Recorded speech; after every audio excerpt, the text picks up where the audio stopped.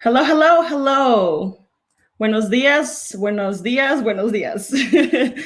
Wherever you are in the country, I think it's still morning for everybody. Good morning. Are you? Can you all hear me? Okay, everybody. Everybody see me? Am I talking to a screen on myself by myself alone? I am seeing the chat now. Oh, great. Awesome. Okay. If you all could write where you're calling in from, that would be awesome. I'm seeing LA, New York, Mexico, San Francisco. Good morning. Seattle. Ooh, I was just in Seattle a few weeks ago. It was great. And I actually just got back from Mexico. I was in Puerto Escondido, Oaxaca, laying on the beach, living life. It was really exhausting, actually. It's great to see you all, folks. Thanks for joining. We will be starting shortly. This is going to be a really exciting event. I'm so excited. I'm a huge Amazon show fans. I have so many shows on Amazon that I watch. I'm excited for you all to learn about what it's like to work there. It's going to be such an exciting evening. It's morning. It's what is it, Thursday? It's almost Friday. We're almost there. All right. While we wait a little, we have about 57 people on. We have about 250 people that RSVP for today. There's a lot of interest on Amazon Prime and Amazon Studios, so this is going to be awesome. Hello from Boston. Look at that. All right, well, why don't we just get started really quickly. I'm going to go over a quick introduction about Latinas in Tech, and then some logistical, housekeeping items for this platform before we pass it over to the Amazon team to take over and introduce this amazing panel.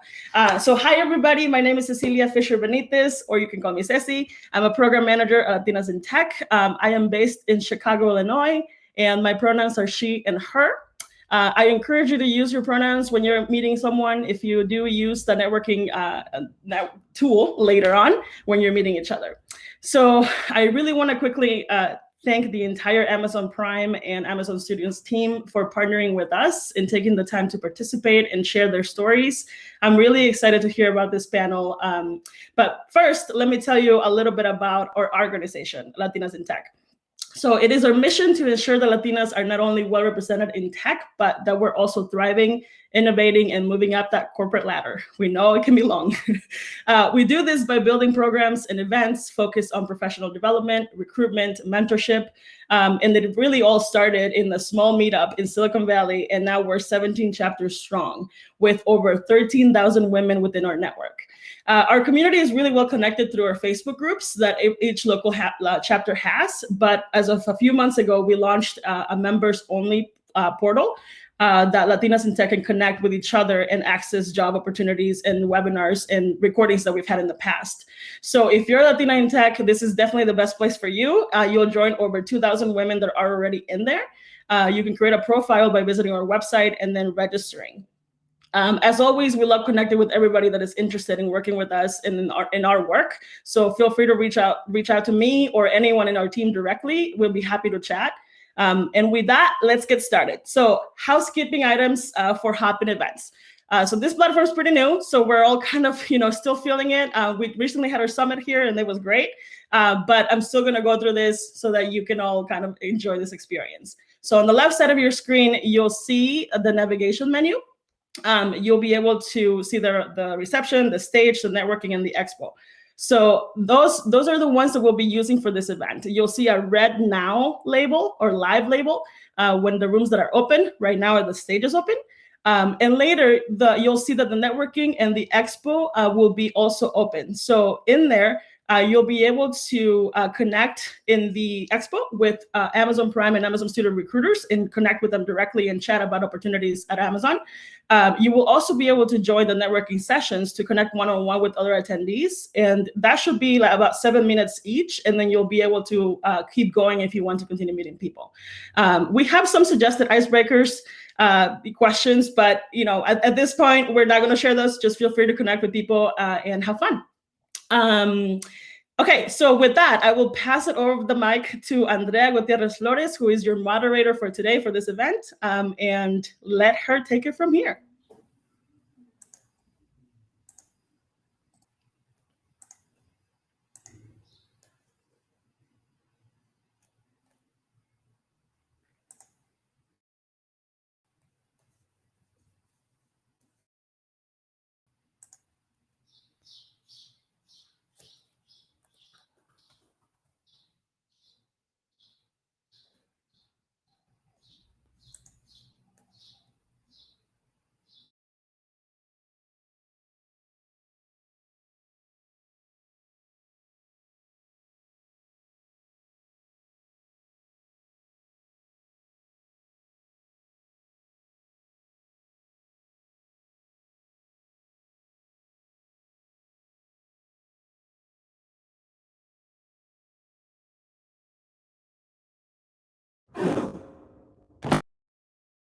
Just right.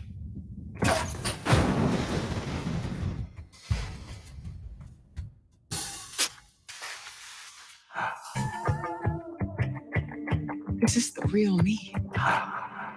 Don't you think it's time things were different?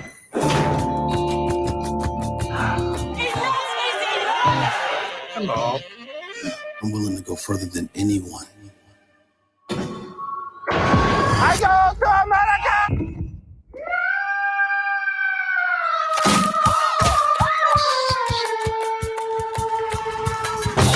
Do I have your attention?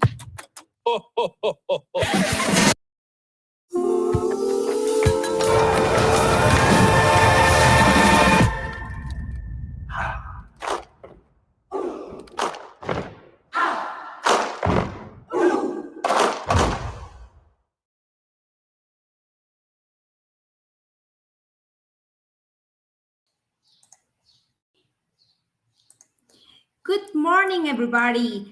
Thank you for joining us today. My name is Andrea. I'm a recruiter for Prime Video and Studios in Latin America. And today I have the huge honor to introduce an amazing panel that will inspire us today with such great stories and answers to pre-submitted questions that we received from you this week. So in case you aren't familiar with our teams, Prime Video is a premium streaming service that offers customers a vast collection of TV shows, movies, and live streaming events, all with the ease of finding what they love to watch in one place. Amazon Studios by television development and production arm of Amazon. It is a role to produce original content and license studios programs worldwide in exclusive service of Amazon Prime Video customers. So, well, here comes the best part of the event. Please, Anna, Cindy, Javi, and Jorge, come on camera for meeting you. So maybe we can start on the alphabetical order. Okay, and ladies first. Anna, please let us know a little bit more about you during 1 minute. We want to know more about your current role at Amazon and whatever you want to share with us. Yes, thank you. Buenos días a todas. Good morning, everybody. My name is Ana Toro Mancilla. I am head of physical production for Amazon Studios International. I oversee, well, what that is, physical production, making sure that we've got all crew behind the scenes and all the actual machinery to actually make the wonderful creative projects that Javi brings along for Latin America. And I've been at Amazon for 3 years. I think I was also the first person hired in my side for Amazon Studios International. So right. I got to see, and I had the privilege actually to build everything from the ground up on this side. Let's see what else. I'm Mexican. I was born in Mexico City, moved to LA when I was 9 years old, and I've done my entire career in the entertainment industry. And so happy to be on the streamer side. Awesome. Thank you very much. What about you, Cindy? Hi, guys. I'm Cindy Garcia. I'm a production executive on Ana Toro's team. I lead production right now in Canada and Australia, but I love Latin America. So I am on Latin American projects. That's where the soul is. And I am born and raised in LA. California girl through and through, went to UC Santa Cruz. And I've also been doing this my entire career, and I love it. And I feel very fortunate to be on a team with such amazing women. So let's keep it going. Thank you. Javi, welcome. Hi, everybody. Buenos días. My name is Javiera Balmaceda. I am the head of local originals for Spanish-speaking Latin America at Amazon Studios. My team takes pitches and develops ideas with amazing creatives all over Latin America, and then Anna and Cindy make it come true. Without them, it would be impossible. So it's amazing to be on this panel with everyone today and to share that opportunity. And I was originally born in Chile and emigrated to the United States at the age of 4 to San Antonio, Texas. So go Spurs. I think they might be already out of the playoffs, but diehard Spurs fan.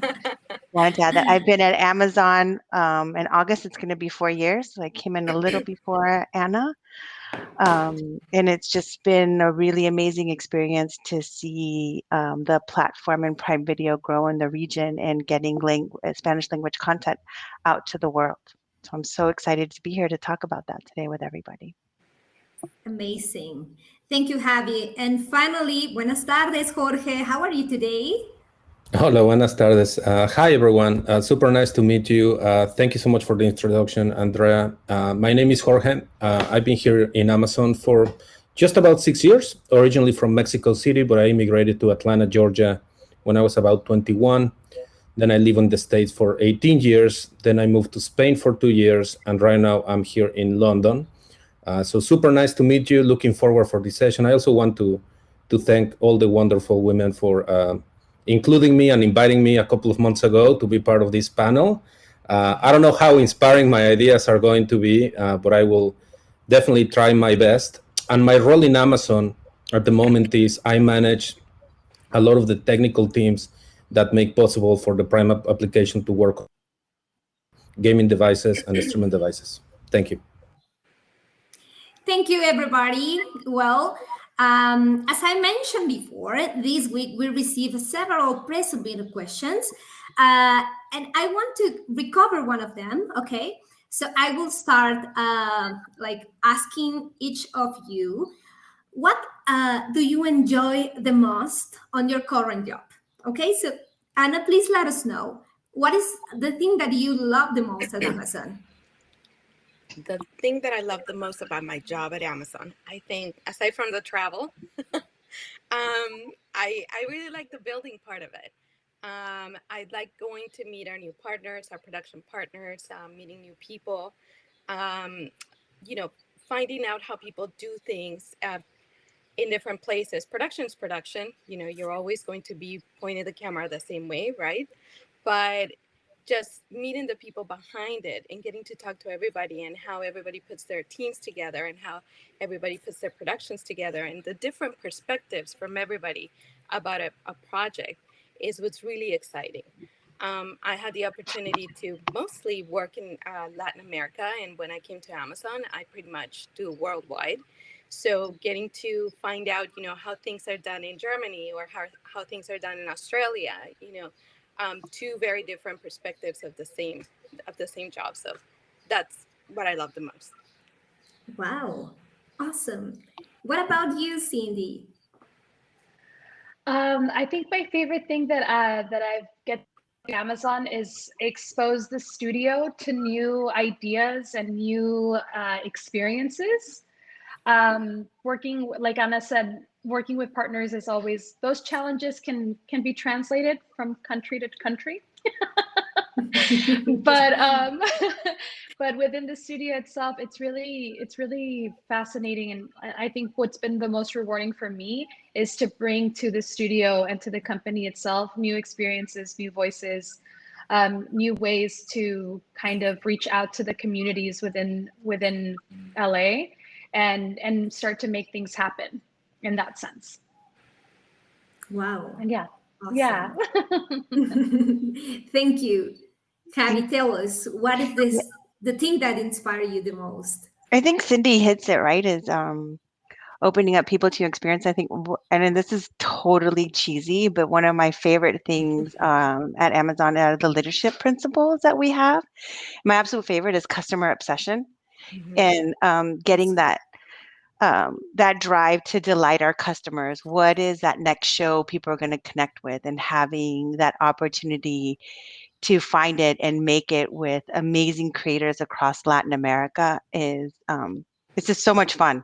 The travel doesn't hurt either, especially when you get to travel with great work friends. It makes it so much more rewarding to be away from home and get the experience to see an idea that maybe was on a piece of paper about an amazing character that you think you're pretty sure your audience is going to connect with, and they're going to be able to then watch it in all of our platforms. So thank you, Jorge, for making that experience happen for our customers. That's it. It's, that opportunity to delight people, to, have them say, oh my God, I love that one scene. It's so much fun and really worth it. Awesome. Thank you. And what about you, Jorge? I guess I'm tech side. So there's the thing that I really enjoy the most about my role today, but Amazon in general, is the opportunity to really try to solve some of the most difficult technical problems in the world. For example, the space that I am right now is how can I get new versions of our products, different products that eventually become the app, to all of your devices, million of devices, more than 1 billion of devices worldwide, with high quality and availability of 24/7. On the cultural side, and connecting to the leadership principles, what I like the most about Amazon is the concept of ownership and my ability to be able to always, really, if I see a problem that I think is important to solve, I just write a paper, make an idea, and then people will innovate. And then also, my thing with travel hasn't been like the panel experiences, but one of the great things that I think Amazon has is flexibility for us. I moved from Seattle to Madrid, moving from AWS to retail, and then from retail to Prime Video, and really to work on a global company that allows you all that flexibility is amazing, right? Thank you. Yes, you are totally right, Jorge, and thank you everybody for for your sharing your perspective and your feelings. I totally agree with you. One of the things that I admire the most in Amazon is the fact that we live every day our leadership principles. And for those who aren't familiar with that, we have 14 core values that we call leadership principles. And that guide us in every single decision we have every day. So I hope to share more information regarding that at the end of the event, just for also, if you want to join the team, for you to be prepared for an interview with us. Okay, so moving to another question, people is very curious to know what was your first job before moving into the industry. I'm curious too, so please, Anna, let us know, what was your first job? Wow. Okay, so one thing that you need to know about me is that I'm again, I'm from LA, so I'm a Burbank kid. So for those of you who don't know what that is Burbank is the city where all the studios are. There's Warner Brothers, there's Disney, there's NBC, CBS, ABC, all of them. They're there. So I'm going to be a dork and say that really my first job ever was in entertainment. It was an internship that I had for a local TV station, and that was it. It was love at first sight. I grabbed the camera, and then that was it. I did a 6-month internship at the, for those of you who live in the U.S., at the Telemundo local station, Canal 52. And after my internship, I got hired as a teleprompter operator. So it goes back that long. Wow. So awesome. Awesome. Yeah, for me, I mean, besides babysitting my siblings, which is a real job. And very demanding. Yes, very. I was a Victoria's Secret sales associate right out of high school. Wow. Yeah, it was fun. And let me ask you something. Did you study something related to entertainment? I did. I have to be like, I think I don't know what the percentage is, so I don't want to like butcher it, but I studied film and digital media at UC Santa Cruz. So I estoy ejerciendo en lo que estudié. Ah, qué bueno. Qué bueno. I didn't. You are a lucky girl. Yeah, my parents are really proud of that. Awesome. What about you, Javi? So I'd love to say I started out in entertainment, but nope. When I was in my home, you were either going to, it was drilled into me, you're either a doctor, a lawyer, or a banker. I think those were the options that my parents presented to me. So yeah, my first job out of college was in investment banking. I worked for JP Morgan. Wow. As a mergers and acquisitions analyst. Little did I know that there was a whole world of entertainment and people actually pay you to read scripts and watch TV. It took me a while to figure out, but I think I'm on the right road now.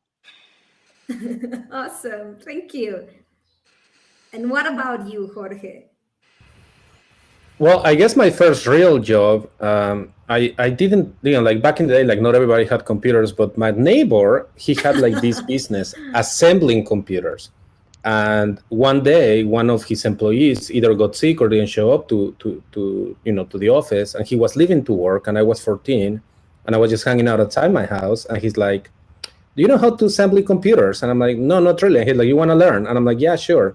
And I worked with him for like 10 days that time. So I guess technically my first job was not in the software industry where I am right now, but assembling hardware and PCs.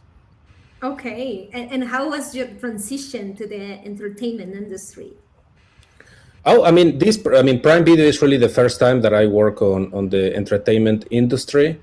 Okay. Unfortunately, I'm not as close as all of you are with the actual content creation. I'm a little bit more like backstage, oiling the machine and then making sure that software can stream all of our content. But I've learned a lot about, traditionally, for example, when you do a website, there's metrics that are important. And then for streaming applications, like how quickly the application starts, how quickly the video is in there, how do we up and down the quality of the video based upon like network conditions and things like that, and caching strategy. So it's been exciting for me. I've learned a lot. Yeah.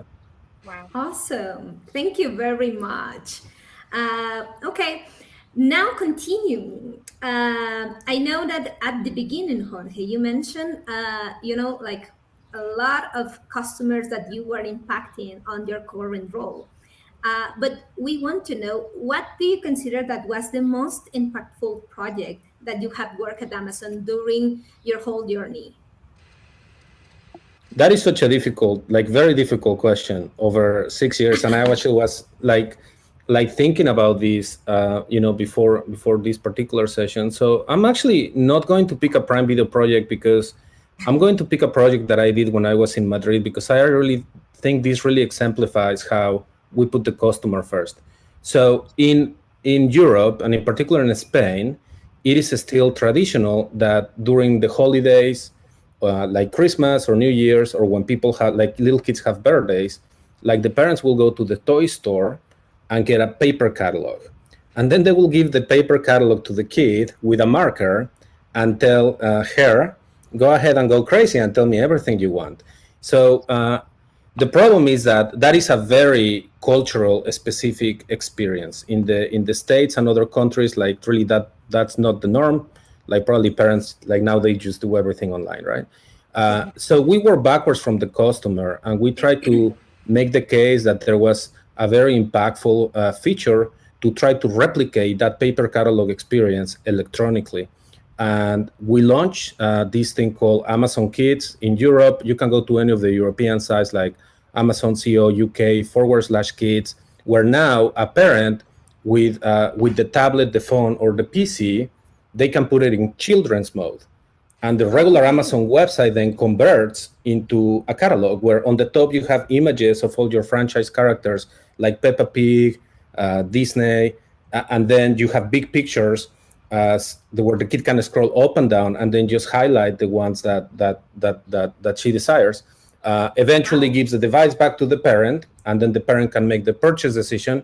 And I really like that because we really like put the customer first. And even though Spain is not as big as the US, like, you could make a case that there's not that many purchases or whatever, like working backwards from the customer work.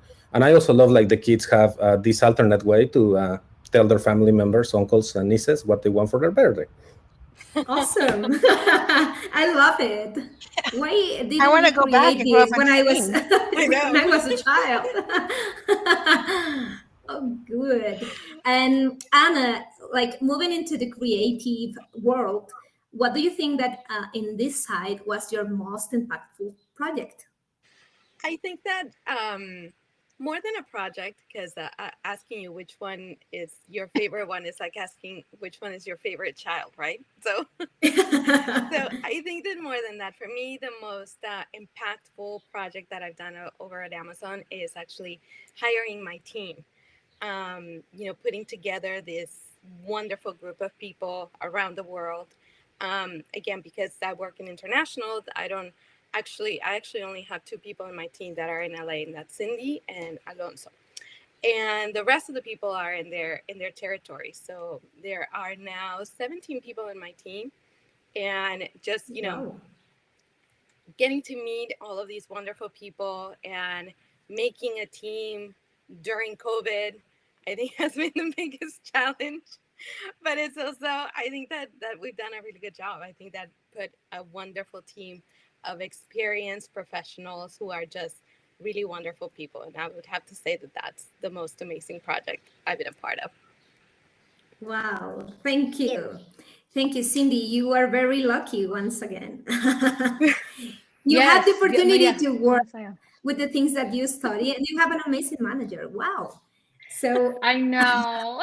I count my blessings every day. Good. I would love to hear from you. How can young girls who are going to college get prepared to work in roles like the one that you are? I think the biggest challenge for me was to believe that I could do it. Growing up in a working class family, I'm really grateful for my parents who didn't stifle my dreaming. I'm sure they were like, "Ay, mi loquita," she thinks she's gonna get to Hollywood one day, and then here I am. But I think the biggest challenge for me has believing that I deserve an opportunity, like I deserve to be here. So when I first started at Amazon 2.5 years ago, I had huge imposter syndrome. Like I literally thought that someone was going to come and be like, "Sorry, just kidding. Like you got to go home now." So I think the biggest thing is to really believe that you can do it, and then to start doing the research. I didn't have any connections to this world at all. And so it's just really looking into what it is that you want to do, believing that you can do it, and then make it happen. I started off as a PA on set. I started from the bottom, picking up trash on set, telling people to be quiet. And so, it's really rewarding to be on this side now. But I think personally, my biggest challenge was to know that I deserved a seat at the table. So yeah, believe it. Awesome. That's inspiring. What about you, Javi? What's your recommendation for people who, has this different background as you and wants to come to the industry? Yeah, I think Cindy said it best, right? Starting from the bottom. I was working for JP Morgan, doing mergers and acquisitions for like top companies, realized that I was not passionate about what I was doing, met some people that worked on the Japanese animation channel. They interviewed me, couldn't believe that someone in like 1998 actually knew what anime was. My kids won't stop watching it now, so I'm like really cool mom because I know what Akira is. And Amazon soon will be streaming Evangelion. So I worked on one of the first channels that aired it. And I started at the bottom. I started at the tape library, from brokering $1 million deals to really finding a passion for.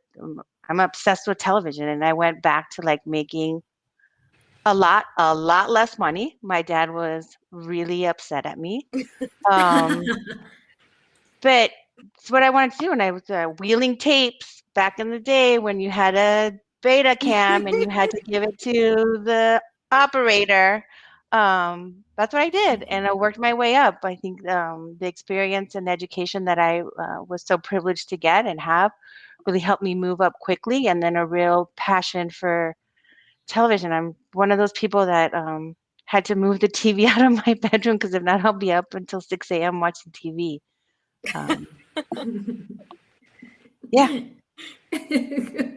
Work hard. And if you really love it, it's going to happen. Go for it. Don't miss opportunities. And I really like Cindy's imposter syndrome. I think it's real.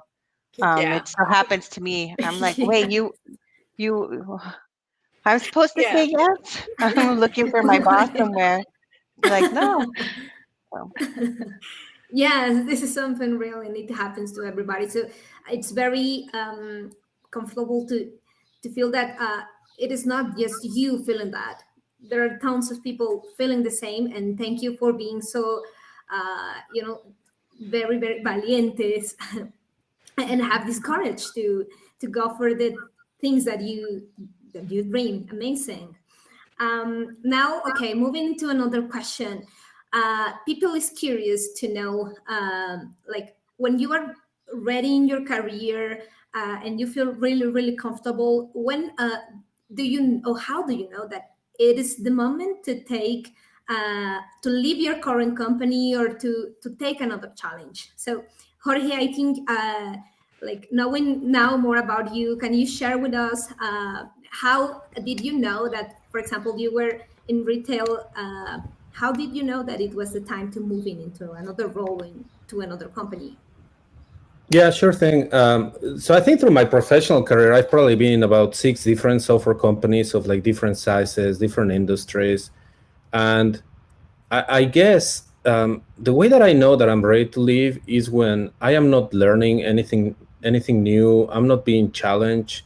I'm being bored.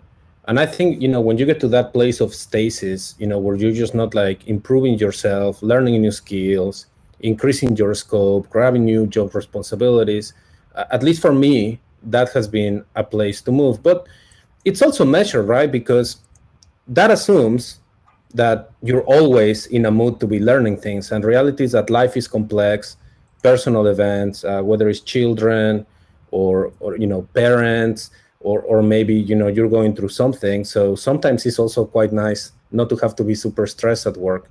But me personally, that has been the driver. I've also been very fortunate here in Amazon that my prior bosses, from Seattle and then from Madrid, they've also been like very keen to present me with new opportunities. I am in London, not because I was ready to leave Madrid necessarily, but because one person recommended me to talk with the London teams. And then at that moment, when I compare, what I had and the problem space in Madrid with this new challenge in London, then I was more like, I want to go solve that problem. So I guess there's not like a single thing, but to me, really, the guideline has always been, if I'm getting bored and I'm not growing, then it's probably ready to go and look around. Good. Thank you. Okay. Well, Now that you mentioned these transitions, I want to hear from you your top 3 recommendations to someone that wants to apply to Amazon into a role with us. So, what are yours, Jorge? Yeah. So is the question like, what are the recommendations before applying or like during the interviewing process, I presume? Yes. Yeah. So I've done a lot of hiring. Right now in my 6 years, believe it or not, I've done like 650 interviews, a lot of Wow. them like around the Do you want to globe be and a international recruiter too? events. I know, right? Yeah, You're very yeah. Well, experienced. so I'm part of this group in Amazon. We're called the Bar Racers, and basically we help other teams with their hiring decisions, and we participate in a lot of interviewing, just to make sure that we're kind of like measuring everybody and in about the same way, right? So I always tell the people that I interview that I'm learning as much about you as you're learning about me. So it's not a one-way thing. It's not a torture room. It's not a place of pain and suffering. And I think the first thing is just be yourself and be vocally self-critical. It's okay to say, I don't know that. It's okay to just transparently talk about your prior work experiences so we can just learn about you. It is definitely not a positive sign when somebody's just trying to inflate things, try to misrepresent the truth.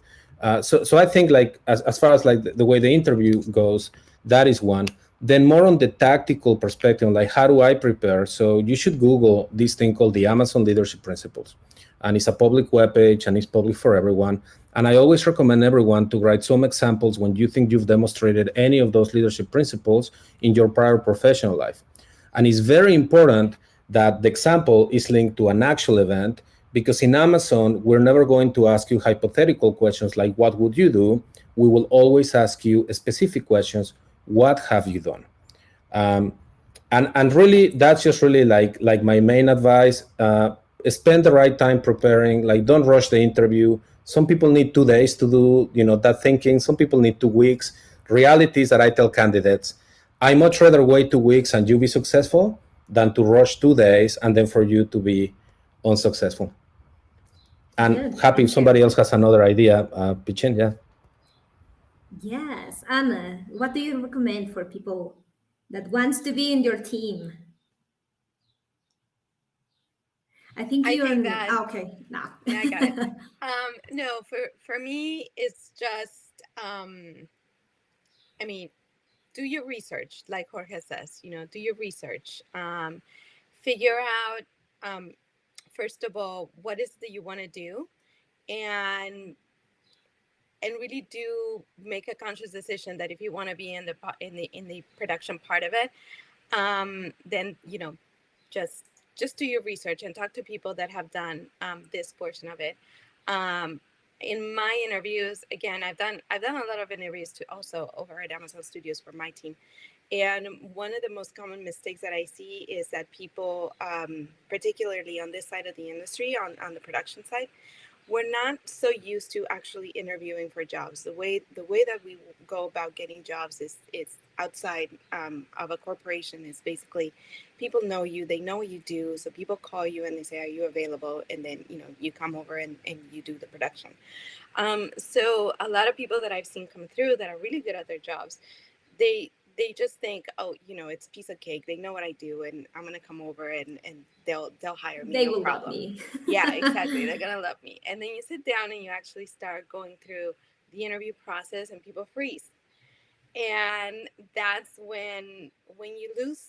Sometimes you lose really good candidates because they're not prepared. They're not prepared to do an interview. A lot of us, again, because we've gone from project to project without an actual interview, don't even know what the STAR system is. Like, I didn't know what it was when I interviewed over at Amazon, but I had to research, right? I was like, oh, okay. But yeah, so it happens a lot. It's very common. So if you're in the production portion of it and you want to, and you would have, for example, want to apply to one of the positions in my team, do your homework. Go learn what the STAR system is. Go learn what the principles are, and actually, write them down. Find examples from your past experience, and try to marry the questions. practice, and you'll kill it.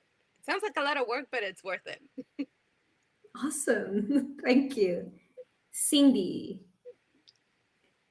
tell us your secret for getting a role at Amazon. My secret for getting this role at Amazon? Yeah, or Not a sleeping. recommendation you Yeah. have. Yeah, not sleeping is how I got to here. Study the leadership principles. Working every waking moment. No, when I came in as a coordinator. So when I interviewed for the role, to Anna's point, being a freelancer, Anna was like, "Yo, get ready. Like, I want you, and so but you're gonna have to do the work." And so I was like, "Okay." So I did I studied for like a month, like 2 weeks to really learn the principles. It sounds intense. It was. It was, but yeah, I'm not gonna lie. It was intense, especially like, having worked on the field for 5 years and getting work from just people recommending me and people knowing me. And so it was a huge shift in gear. So it took me a minute, and it was like research. I am very lucky, and I have friends who are counselors, and I was like, let's do a mock interview. And so I did a mock interview with my friends, and my friends are very honest. So they were like, "You aren't talking about yourself enough. You're making it a team thing, and you need to highlight yourself." And so it's this feedback that you get from the research, like from your friends or from a counselor or someone that you can go to kind of prep you. And yeah, that's how I did it. It was like having to think back on examples for every principle. And sometimes at Amazon, to Jorge's point, you have someone who's interviewing you, and they're in tech and you're in production. You don't speak the same language, and so then having to keep that in mind, because I think that was what scared me the most. My first interview was with the bar raiser. And so I was like, "Oh my God, these people don't know what I'm talking about. I'm failing this. And so it was just because they were trying to understand, like looking back now, I understand that they were trying to understand how I was fitting the leadership principles into my examples. But I mean, it turned out okay. Awesome. Thank you.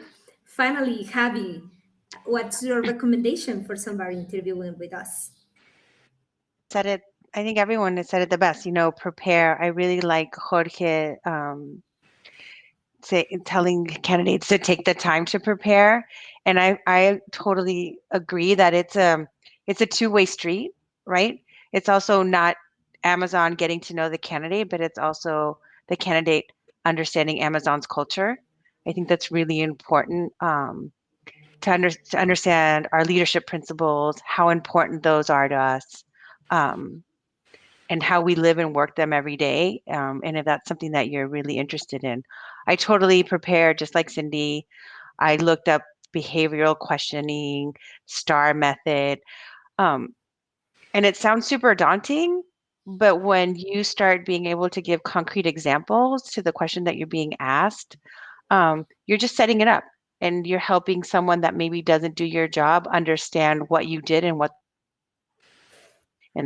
you did. That's really, really important, since we are a data-driven company. Results are really important, and something that you might not think is important really is. And like, I interviewed someone for a coordinator position, and she walked me through getting out gifts to major talent.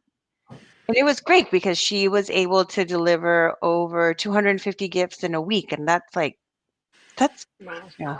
It's a pretty big deal during Christmas rush, finding the right special gift for like Nicole Kidman or like major stars, and something you might be like, "Oh, that was small." It isn't. It's really showing how you're thinking about your work. Definitely. Yes. Thank you very much. I mean, you shared amazing tips for everybody that is wanted to join our teams. From my point of view as a recruiter, well, you said all the content in an interview. Just for like highlighting the applications we receive, tons of resumes, and I think my recommendation is just to keep it simple. Sometimes we receive resumes with 10 pages, and it is a lot. So sometimes less is more. As you said, Javi, we are a data-driven company, and we like specific examples or specific information. So you will have the opportunity to show your strengths in an interview. So it is not necessary to put a lot in your resume, just to try to summarize that. And enjoy, being in a process with us is like to participate in a therapy. As Jorge mentioned, you have the opportunity to go back and feel proud of yourself and of the projects that you lead by yourself in the past. So I think this is something that also encourages you to feel really good with yourself and show your talents to us. Okay, cool. Well, I have another question. Javi, I had to tell you that you have a lot of fans, and this this is a question specifically to you. Somebody said, Javiera, your journey is incredible and you are an inspiration. Wow. How do you connect with emerging Latina filmmakers? Is there a pipeline program in place? Well, thank you. That's super flattering, first of all, whoever. I'm so glad I'm inspiring people. That's an amazing honor. I hope I live up to that and continue to do so.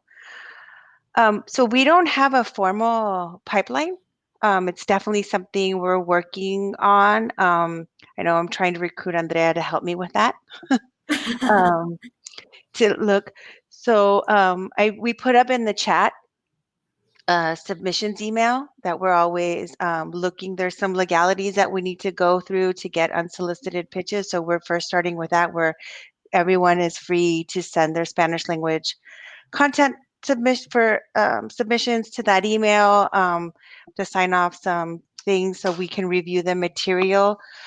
But that's the mission. Again, going back to that customer obsession, I think the freedom that at Amazon is we get to really hyper focus on the Mexican audience or the Colombian audience or the Chilean audience. So we get to make very specific content for those territories, which at the end of the day, I think when you are making something really specific and you have characters that have this amazing internal life, it transcends. So while I don't have a specific pipeline to answer for that question, we're looking for new ideas and trying to raise voices of our creators in that territory and allowing them to tell really personal stories that might feel like, oh, I need to make something really big and global. No, we're actually looking, what's a story that happened in Guanajuato that, that you're really interested in telling me? What's the story of, a young woman in Medellin that you've been dying to tell? It doesn't have to be a mishmash of global ideas. What's a really personal and amazing story that these creators want to tell? And I think that's what ends up transcending and connecting people, because we're all human. We all fall in love. We all get our heart broken. We all love to laugh. And even a good cry is really good, right? And that's what we're here to make, emotions that are going to connect with the audience. Awesome. Thank you. Okay, we are arriving almost to the finish of our pre-submitted questions. So before moving into the live questions that we have now, okay, can everybody tell me what is your favorite original Amazon work and what's the non-Amazon work that you love the most? Anna, let's start with you. Oh my God, there's so many. Like I tell you, you can't pick one. It's like asking me which one's your favorite child. In my But- parents' case, they know I am the favorite. But I will have to say it's I think we can say this one already. It's a Brazilian project that we're working with. We were working on at the end of 2020, and it's a fantastic piece of work. If you guys have a chance to see it, please actually go see it. It's called Mañanas de Setembro, and it's launching this month in June on Amazon Prime. Wow. So go check it out. That one is by far my favorite project, I would have to say. Awesome. Everybody's gonna get mad at me for picking one. Okay. And what's the non-Amazon work? Non-Amazon work. What is my favorite thing that I keep watching over and over again? I'd have to say at the moment, I'm a big sitcom fan because again, I grew up on sitcoms, and then my first jobs were on sitcoms, so that's just kind of ingrained in my brain. The Big Bang Theory. I'll go home and that's what I unwind to.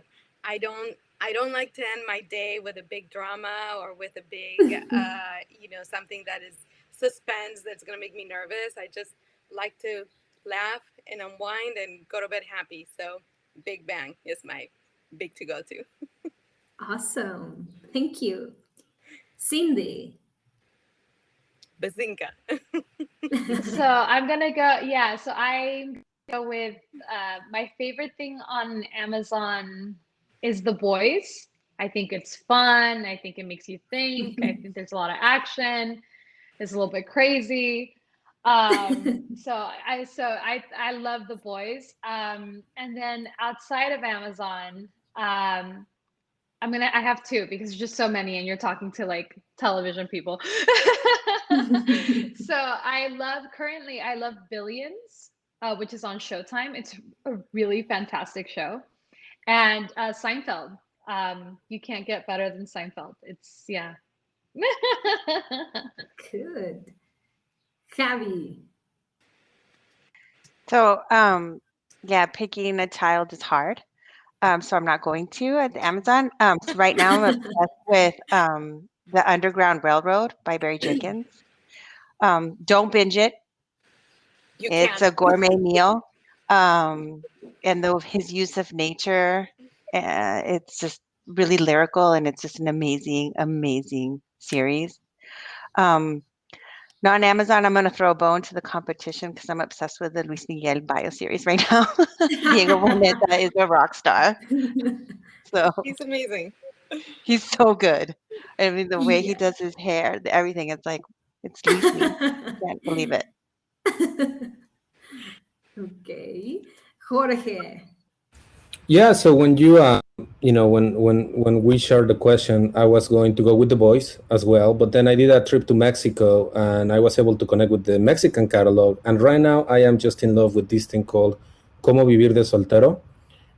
It is based in Mexico City, and it reminds me so much on how stupid my friends were back in Mexico City. So back to maybe what Javi was saying about, it's not about the grandiosity, or like how can you connect and relate to it, I really like it. Outside of Amazon, I actually really like How I Met Your Mother, and I do a very similar thing that Anna does. Like a lot of times I have that playing on the background, or The Big Bang Theory, and just like a good unwinding and laughing. Awesome. Well, I have to admit that I love Hunters from Prime Video. This is an amazing series. Yeah. And a non-work. Okay, this is my guilty pleasure. Okay, La Reina del Sur. Oh my God. Of course. Of course. Kate is the queen. Yes. Super guilty pleasure, but I need to be honest. I love it. I have a lot of guilty pleasure, but this is the big one. Andrea, no pleasure shouldn't be guilty. Yeah. Love it. Okay, well, let's give a look on the chat. Does somebody has a live question? This is the moment that we can cover your questions at this point of the conversation. So, okay, somebody has a question. Let's see. Okay, for Jorge. The internet and devices adoption throughout Latin America is different from the US.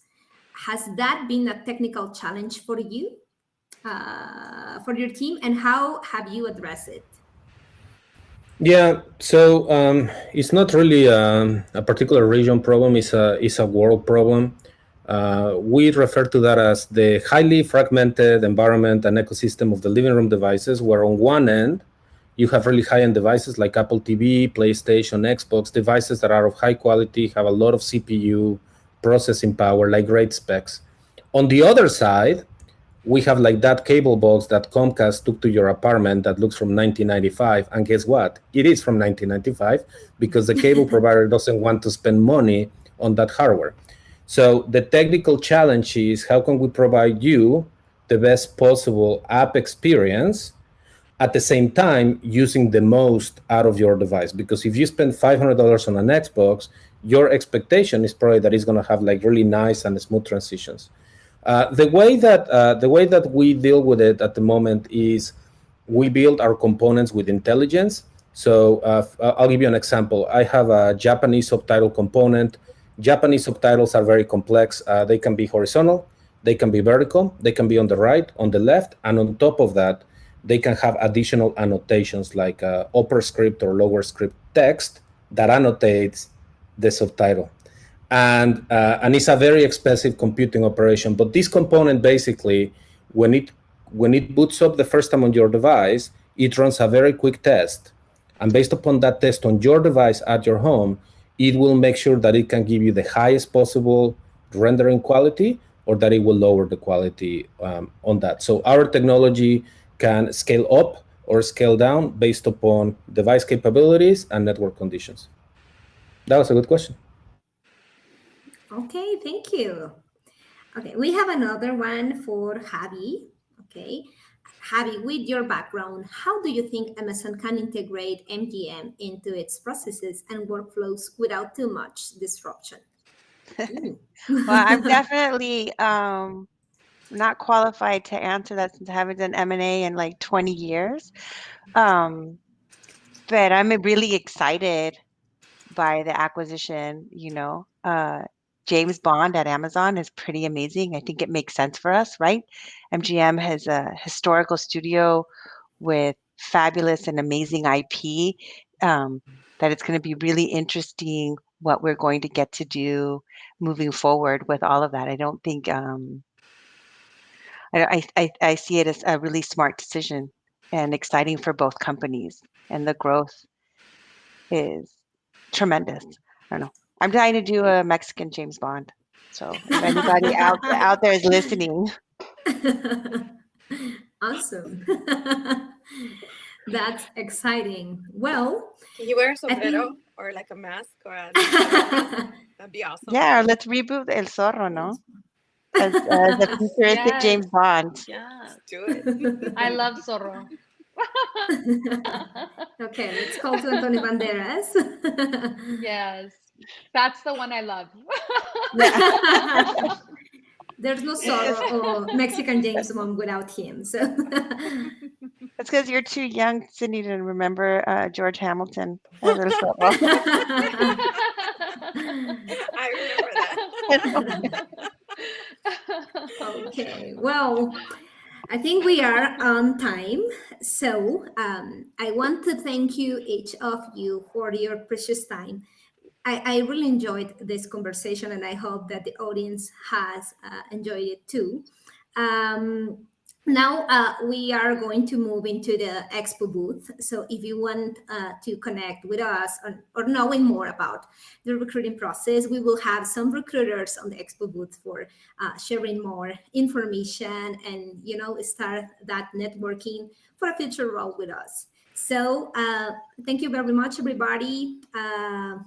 And I hope to see you later. Thank you. Thank you, guys. Thank Good to you so see much, everyone. everybody. Thank you. It's great being Bye. here. Thank you. Bye-bye. Bye-bye. Bye.